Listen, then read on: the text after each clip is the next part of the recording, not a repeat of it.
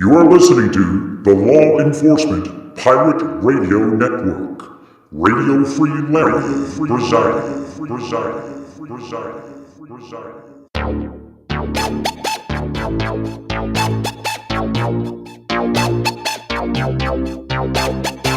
You can run, but you can't hide.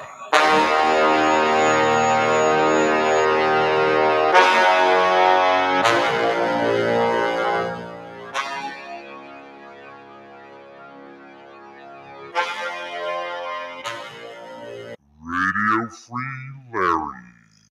All right, here we go again. Buckle up. Rough roads ahead. So, just wanted to get something else out that God had wanted me to put out earlier. Uh, we're in full allergy season here. How wonderful, right? I don't know, something strange here. I'm going to go something real quick here. I think I know what this says. All right, okay, yeah. See, now it sounds better. I don't know why. I'd have to reset it. They're having trouble with the app. It's not much. I just have to click a button. It isn't like any real button. It's just I go through a set of motions and then it resets somehow.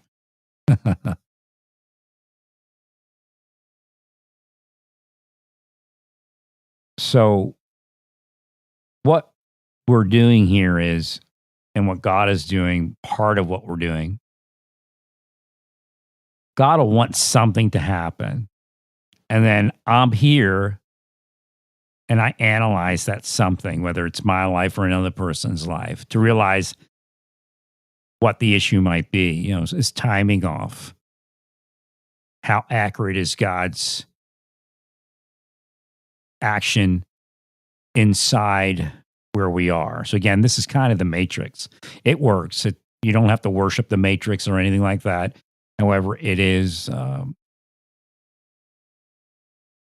a similar experience as to what we're experiencing, yet different. So when the thing fell, the pediment, and God said, look, there, that piece you were worried about is broken. Now put my name there, and then put it up there. It didn't have a clean break. And God was like, thanks. Try to adjust that. Again, this is not the Father's kingdom. So there's a lot of blocks and satanic filtering. It's not far off. I mean, it's close. It's just this one little side. I might have to kind of use one of those grinders and grind it down a little bit. So throughout the day, I'm driving my van, I'm speaking on my microphone, I'm shopping for food, I'm telling you all how evil you are. And there's other things happening that I'm not speaking about. Timing, spatial issues, that type of thing in relation to what God is attempting to do. Now, it doesn't only relate to that. It relates to other things that God's trying to do. God takes that analysis and applies it to what God is attempting to do everywhere, and realizes what the issue is, and then adjusts, or at least tries to adjust. Again, this is not the Father's kingdom. It's a big, big statement, and applies to all of us and everything that's happening. Because people will say, well, why does God do this? Well, and then Christians will just go, who can know the ways of God? And the atheist looks at you going, that's weird. Or the agnostic, or whatever it is. So there are ways to explain what's happening. And Jesus explained it partially. Again, greater work shall you do. That was like magnified as soon as I woke up. Because you're kind of enslaved to the church. Oh, that's all there is. We don't have any power. We can't do anything. And I agree, we can't, but God can indwell us. and give us that power. And of course, Jesus is a patch. So if you're a computer person like Mr. Musk, Jesus was a patch on Judaism. Things broke. The virus got in, and Jesus, the antivirus, came along, and he's also a code expert, and he attempted to fix it. And the plan was that people were going to be allowed to just pass go, collect $200, and have a great life in heaven when they leave here, no matter what earth says about them. Just believe. And then for me, when I woke up, or actually before I woke up, I had a lot of questions. Like, I know for a fact aborted kids aren't going to hell. I just knew. I didn't have any basis for it. I said, I know that's not going to happen. There's no way God would do that.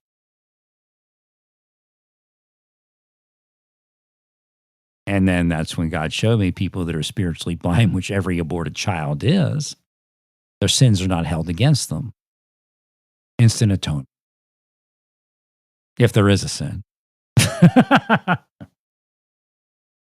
However, that came up again when looking at people with Down syndrome. Well, what if they don't understand? What if they can't comprehend? I know it's pretty simple, but they may not comprehend. You know, some can, some can't. And I guess, again, today, we're speaking about 15 amazing years later. I mean, Down syndrome has changed through different systems, you know, whether they're medication or other things. And Down syndrome people are a lot more conscious today, more aware today, more able to think through the issues in life. And I don't obviously know that I'm part of that. I just don't think about it. Because when I wake up, I begin moving powers in certain directions and feeling and understanding what I'm feeling. And I do a lot of work, or I did. I don't do as much now. And again, they are much more forward than they were before. So in 2004, I started doing a lot of work for Down syndrome people as far as spiritual work. And then witnessing them, witnessing the issue, witnessing it metaphysically and physically and psychological.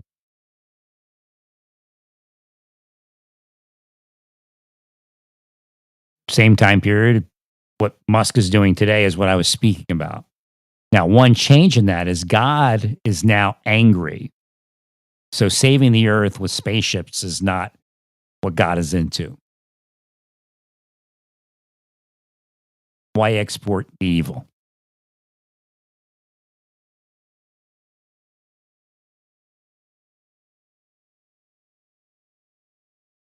Now, Musk's plan, I had Musk's plan, independent of Musk. I didn't even know Musk existed in 2004.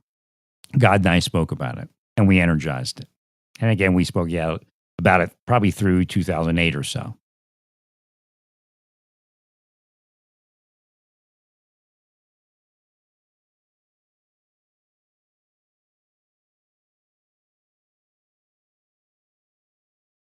So a lot of what's going on the planet is being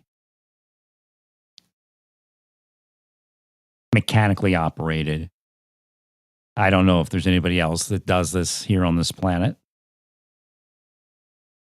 But God and I will sit there and work through issues and just kind of put it out there, and then somebody else receives. And there's also power behind it. And in other words, on Earth, if I hadn't did that in 2004, even though Musk has all that money, it would have been harder for Musk to do it. And of course, Bezos also received some of that.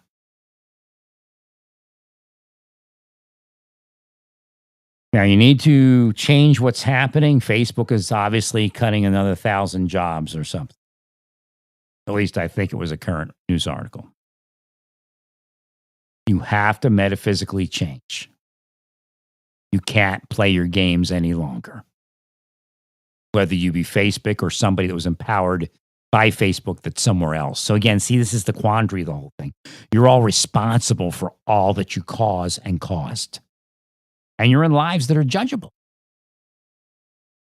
Again, I'd say if you're making less than probably around $100,000 a year and you don't have family, just look at my life. And I'm not being selfish. I'm just trying to say what it is. Again, people on SNAP program are not going to be judged by God.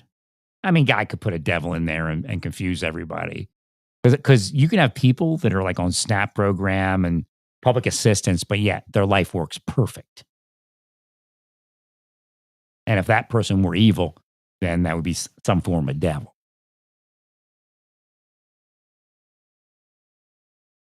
It's just they have people that take care of them, but they're still on those programs.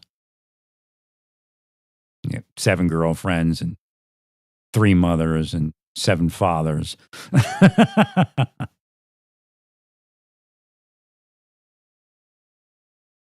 But the way the world is structured today and how the mammon worship has increased. Again, in ancient Judaism, I guess before Jesus, mammon wasn't condemned. And mammon wasn't considered necessarily evil money. However, again, like I told you, when Jesus came here, there was questions as to what the money was doing. Again, using it for a status to project oppression on others, not only physically, metaphysically, spiritually.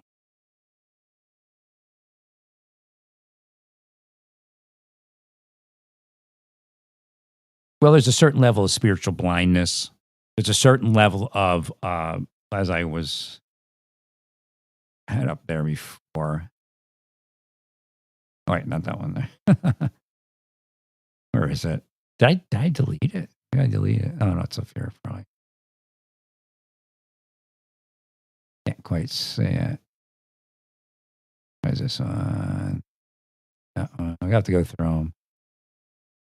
Where's the other? Oh, there's time. So, based upon what it takes to fight that, status wise,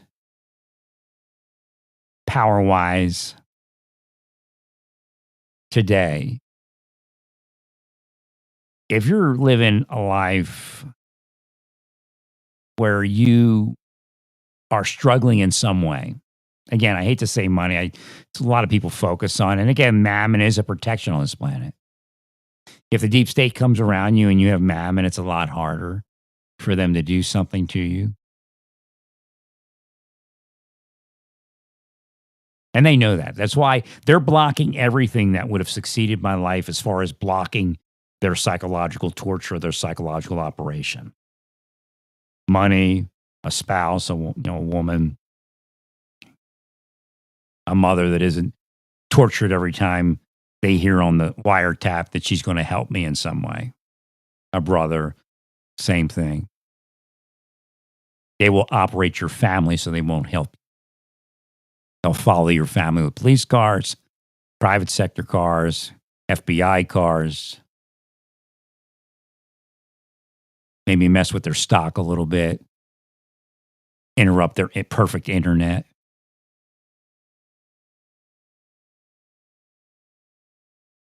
That's your government. The rest is an illusion and a cover story. Although your government includes private sector people that they, put in. You can work in the government today and have no power at all. No government power at all. Yet somebody could be a drug dealer and a sex trafficker and have all the government power and anybody needs to do your job, but yet are doing a job on someone else.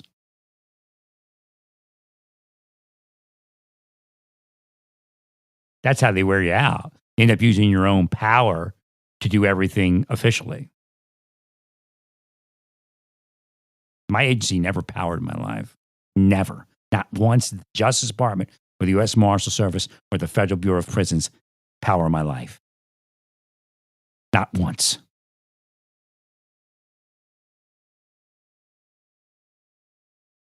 Yet if you look at the structure of the U.S. Marshal Service and ease of life, You look at the time I was in there before they killed me, and that was the best it's ever been. Now, of course, there's more work now, but believe you me, automatic all the way up to GS-12. Availability, the availability pay hits, bunch of assignments here and there.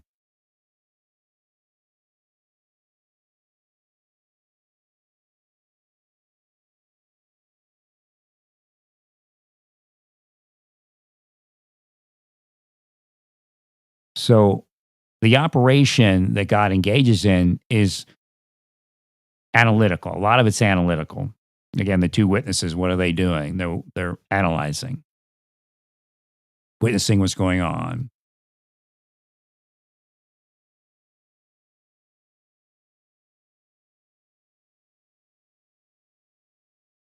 And that's there's a lot of levels of where God operates and thinks, but there's a machine level, again, a mechanical level, a precise instrument level.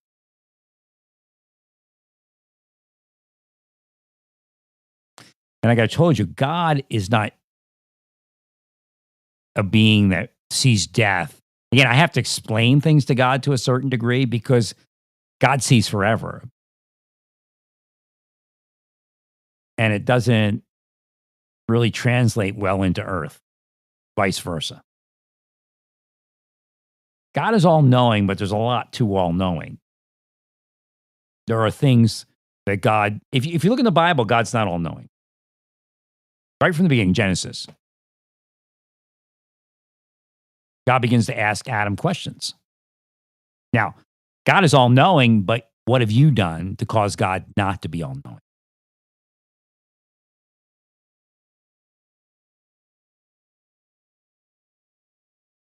Have you sought God in reality? Let's, come on, cut to the chase. The churches are seeking Satan and calling it God.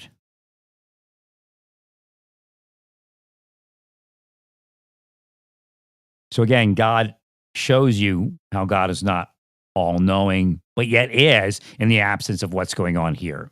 So what happened in the garden? Something reached into the garden. Again, there is no time or space within the metaphysic. So Donald Trump and his people today are pretty much evil. Democrats are evil too. I mean, there's evil everywhere. They have such immense dollar riches and such way and such worship of them and their money that they could reach back into the garden and cause Eve to do the wrong thing. Why? Because they want it that way. They want to live in a fallen place with fallen people and call themselves holy as they cause everyone to fall. So Jesus came along to make sure there was the corrective action, the patch on the network, on the program, on the app, on the software, so that the victims could get somewhere in the end. But that work is much bigger than the church lets on. And of course, if you build a building and you got to pay money for, the grounds to be kept up, the electric bill, all the trappings that Satan put into the church and changed it from being what it was to what it became, then yeah, you don't want to tell the truth. You want people to come to your church to get saved. You don't want them to understand that there's a relationship with God, irregardless of that building and that organization. But because you operated people in your church in the presence of the Almighty God, I sat in a church in Pennsylvania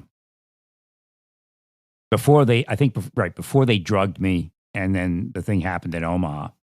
And I never would have ended up there had the devils not operated. And I had gone back years at that point.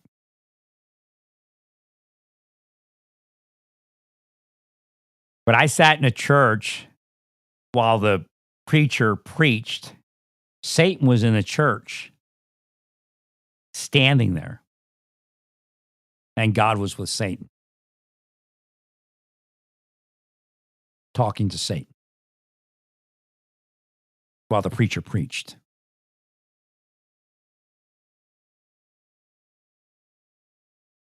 Against me, wanting me to depart.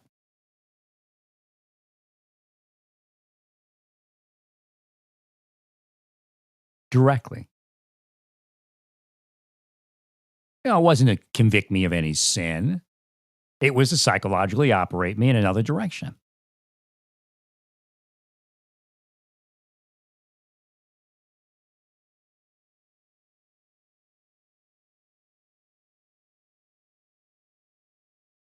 The funny part is that, I dare say that preacher's not going anywhere other than hell. And the weird part is he worried about his father not accepting Christ. And his father's forgiven because he was spiritually blind.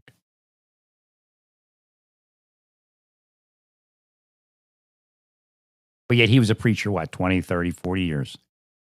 Probably 40 years.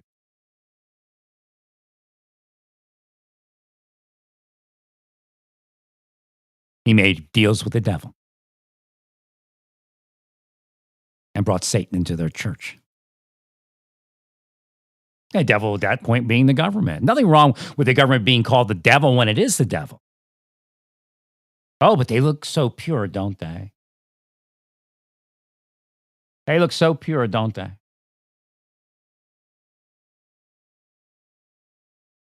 You think the Bible actually doesn't exist, right? You think, what do Christians actually read? The MAGA Manifesto or what? I guess back in the 90s, what do they read? The Contract with America? I mean, I could get into that with the best of them if it were not evil.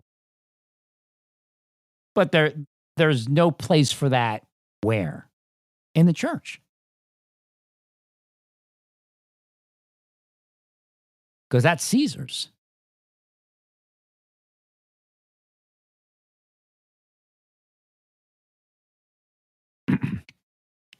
And that's what they're doing.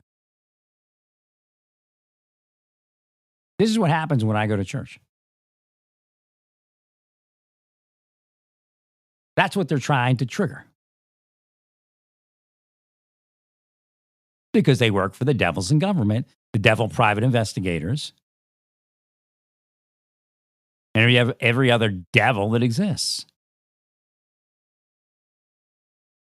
So what happened first? First, people started going to the church, right? Started increasing, right? Then what happened? They all started leaving the church. But they're evil, right? But you're doing this. But they're the evil ones, right?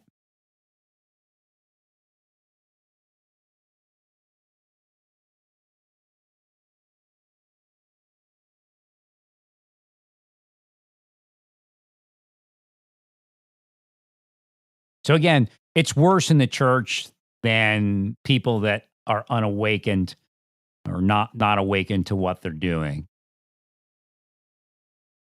It's fallen way further. And in fact, that is actually based upon law of criminal enterprise. They'll tell you they're law enforcement, they're allowed to do what they need to do to but yet this is what they're doing.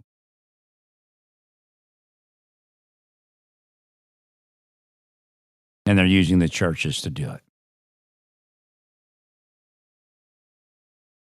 Isn't that the church? The weaker and less intelligent sinners.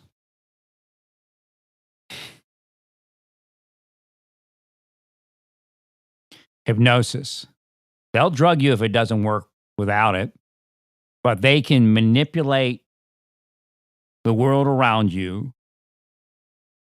back and forth to cause a hypnotic effect. It's called psychological torture. It's called spycraft. It's called psychological warfare. It's called racketeering, organized crime, murder, so on and so forth.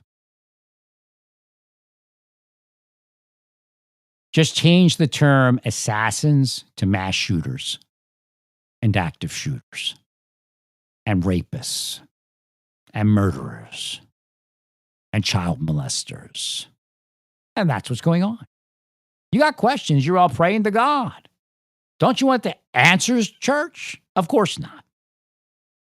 Because if you had those answers,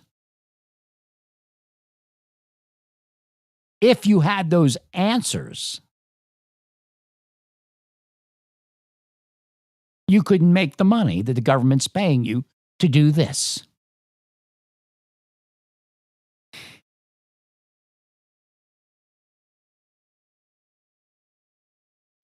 What they learned was, in these type of programs that are unofficial but yet happening, is that if they let you just go to the Bible.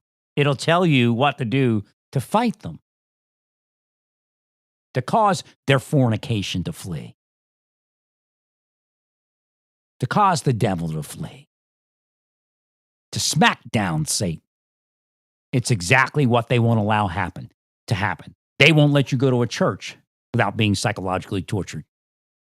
They won't let you meet a woman or a man to have a heterosexual relationship. If you're gay, fine.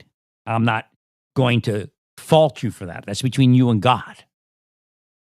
I'm not here to hold your hand through your life. I'm here to point you to God and say, God exists. Don't listen to the church. That's why you don't believe, because you don't understand what they're doing and who they are, and you think they're actually the church.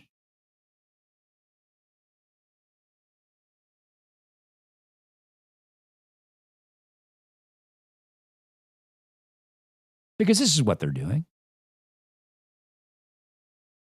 30 pieces of silver. Caiaphas, the Sadducees, the Pharisees, making deals with the devil, spycraft role playing, spreading rumors that Jesus is gay, that Jesus is a thief, that Jesus hangs out with prostitutes.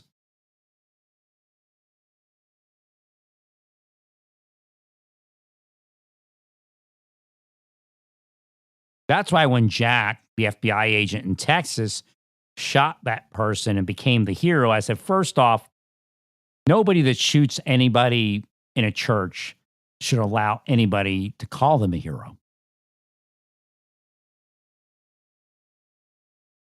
I don't say they should hang their head in shame unless they caused it.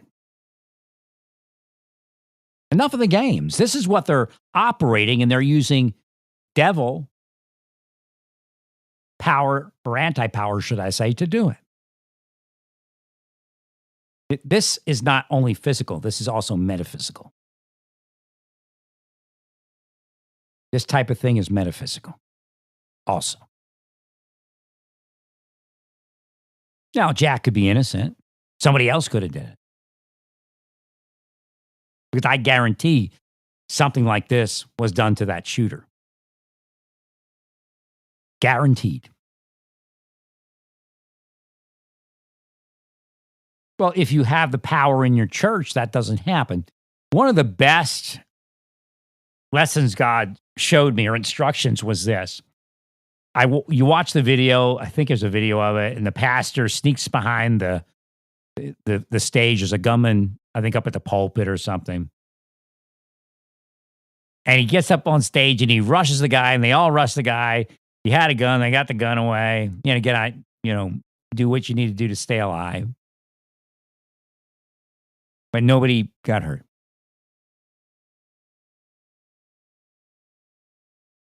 And then God said, do you see all those churches where nobody ever entered with a gun? That's the real magic of God.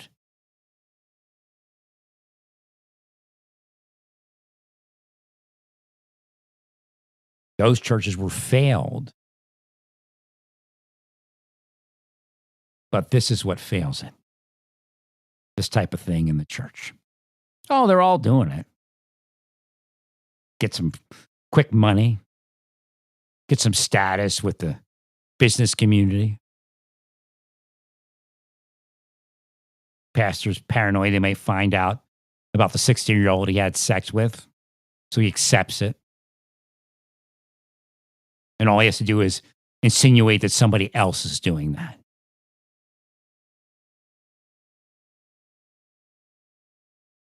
That's the world we live in. That's why God's destroying it. I'll help you understand what's actually going on and what the Bible actually says.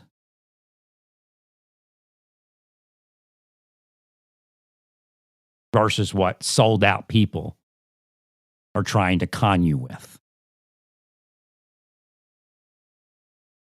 So again, the idea where the mind, the inside is more important than the outside.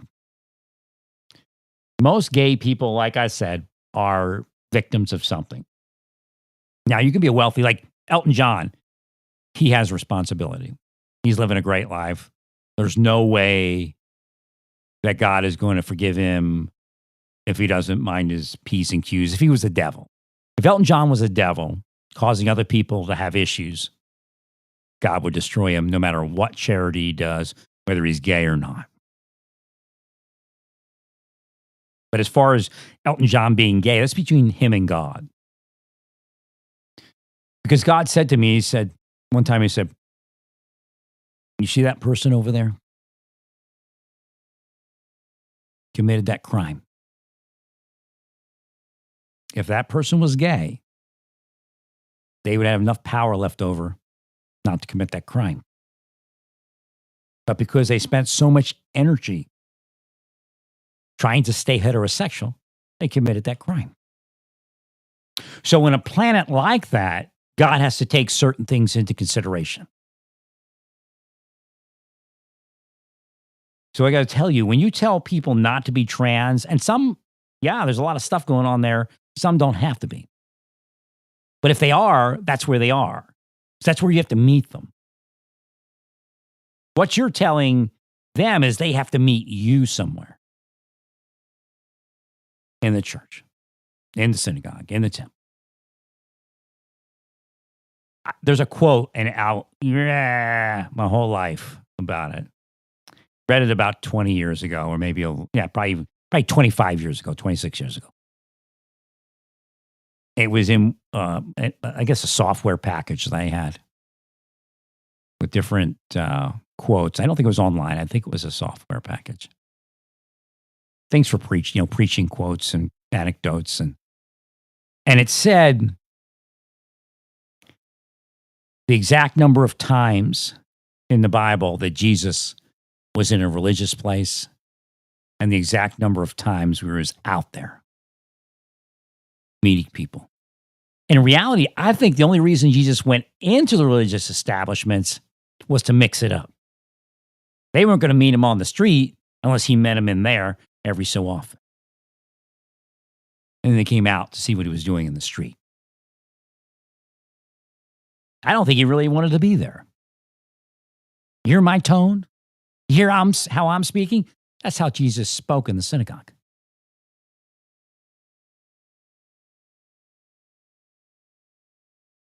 When I was a child, I told you we had this guy named Mr. Fleischman for a small period of time. I don't even know what period of time it was. But he would take us around to all the synagogues. I mean, all of them. If we could walk to it, we were going there. And he took us to these synagogues. And, I didn't get it back then. I could feel it, but I didn't get it. We were the widow's children.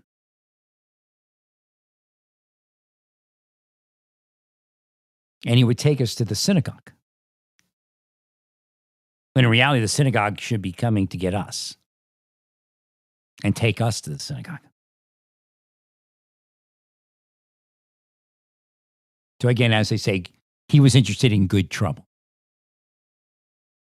presenting an attitude. but a good attitude because things were wrong.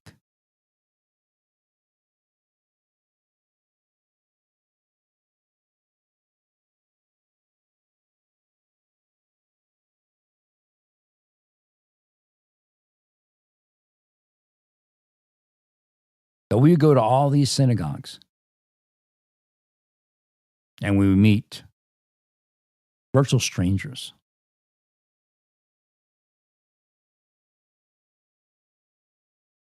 Some were, most of them were Orthodox, but there were, Reformed and a couple.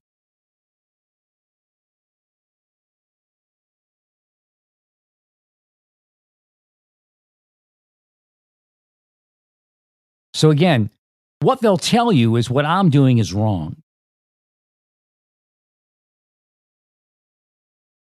But remember, this is what they're really doing. Even if they do it once a year, like for 1 week a year, again, that's a scam. They're creating the situations that they say should not exist. And then saying you need them.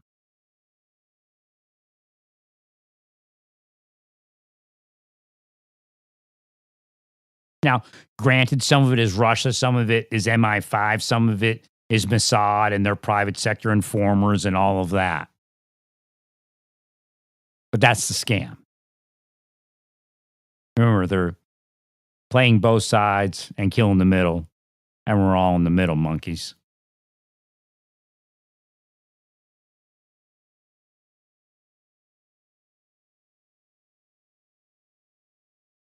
So what they do in the United States is they give it to foreign spies.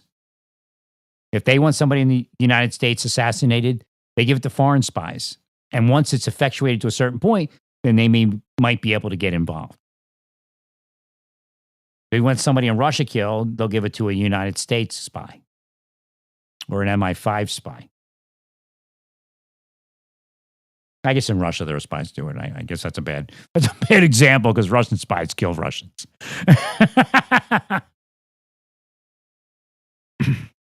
But if they want somebody in the United States killed, they'll send some money over to the Philippines and say, kill this person for us.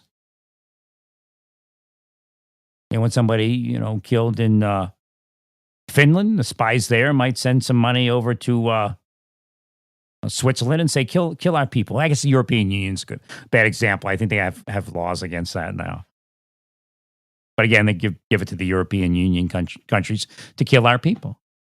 And say, oh, it wasn't us. It was Switzerland or Sweden. And, he shouldn't have done this. She shouldn't have done that. It's a scam. It's been going on for decades. That's where the United States went, into their pockets.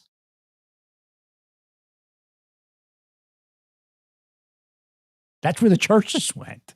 They're CIA churches that do this and this.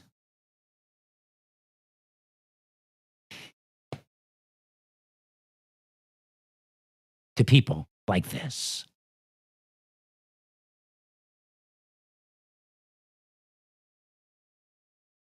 I'm confronting my abuser. That's all I'm doing.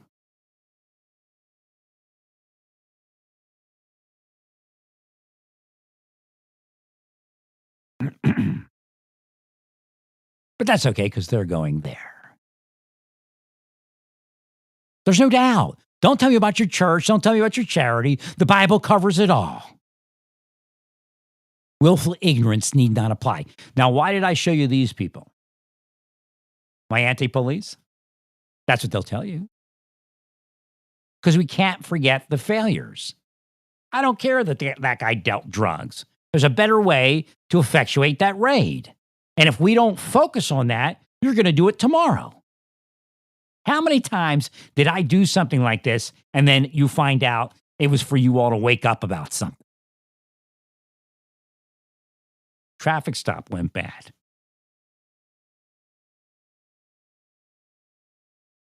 There were some errors in the traffic stop that would have helped us not get to where it ended up.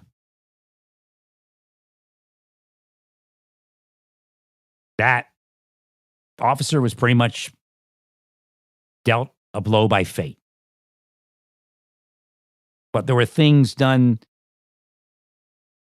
approximately probably a couple years prior, that whole couple 2 years in there that were a mess, where we could have handled something. Again, also 911, I think, not that they made a grave error, but we could dress up policies a little bit better to control the situation where the officer understands more and has direct contact with somebody on scene before ground zero.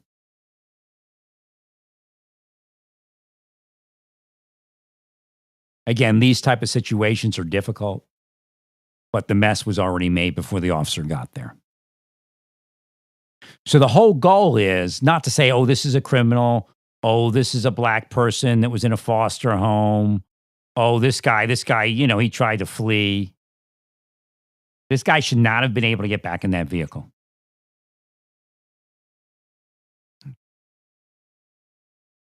I'm like thinking, I'm this guy that's never going to do anything at a traffic stop.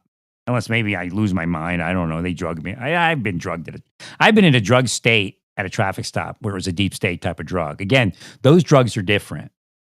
Again, it increased my pain. Again, I was speaking to some spirits that are spies. There are spycraft drugs that they can give you to amplify the pain, amplify the psychological pain, the physical pain. Now, I never spoke to a spy about that physically, but that was passed along today and what they believe happened.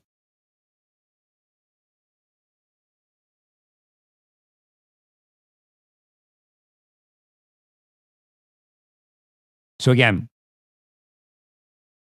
this person should have been stepped to the rear of the vehicle. There should have been an officer between this individual and the car door. He could have ran all he liked some other location.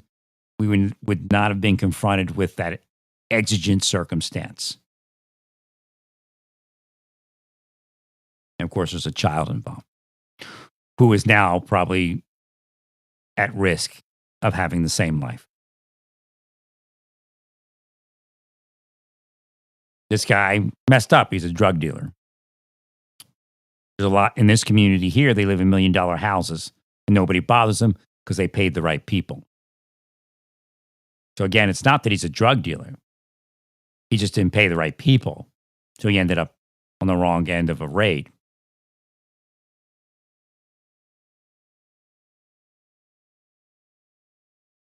This one went bad. And I got to go back through my notes and remember how we fix that. How did we fix this one? All right. Rehearsing differently. What we need to do is rehearse vehicles where we move out of the way. There's no need. Again, when I was younger, I think probably even before I was in law enforcement, everybody used to say you can't outrun the radio, law enforcement radio, or pirate radio, maybe. I mean, what happened to that? They don't say it anymore. Now they go, shoot him. So the idea is we have to go back to thinking about what our reactions are going to be in these type of situations. This guy got in a vehicle and he tried driving off. The officer said he was going to run me over. And I'm thinking, okay, just get the hell out of the way. And then he won't be trying to run you over. It's like holding on to a car. Get on the radio as quick as you can. Don't injure yourself. Don't shoot somebody. But yet, again, now I remember the fix. In these type of situations, we need to make sure that it's solid. We can't let the person get to that car. And we don't want to grab them in their car unless we're assured that they're going to pull over. So what's the best situation? They go into the shopping, or they go shopping, they go to supermarket, something like that. When they get to their car, you're there. They can't get in their car. They can't run in their house. If they run off, no big deal. We can work with that.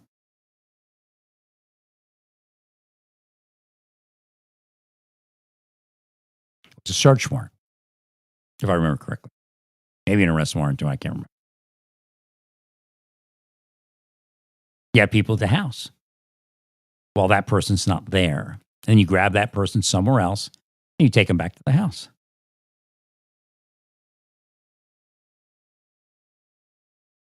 This person would probably be alive if you did that. Might be doing a few years in a state prison, but would have been alive. So again, we have to continue to think about these things because why? Because people don't like law enforcement. And it's not wrong because they know you're doing something wrong. Now, when they talk to you, they go, oh, you should have shot him in the leg. Well, that doesn't work. But there's a lot wrong tactically and technically because you're spending too much time hanging out in a church, forcing them to do this kind of stuff. Or following my brother or my mother so they won't help me with a mortgage because I have bad credit from my marriage before I was divorced. Where I would have made $100,000. I wasn't even thinking about making $100,000. Just getting my life forward.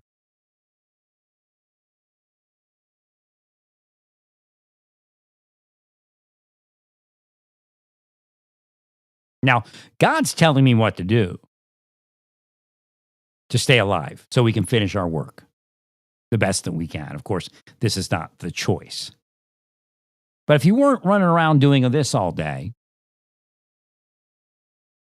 and actually were tactically and technically sound, this guy be alive? Possibility she'd be alive. Officers were involved in earlier calls. Maybe a little bit of intervention there. I know you're tired, but intervention. That person would be alive. Maybe that person would be alive. He's been here all night listening to me.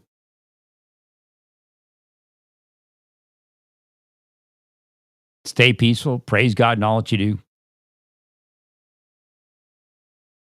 Praise God. You are listening to the Law Enforcement Pirate Radio Network. Radio Free Larry presiding.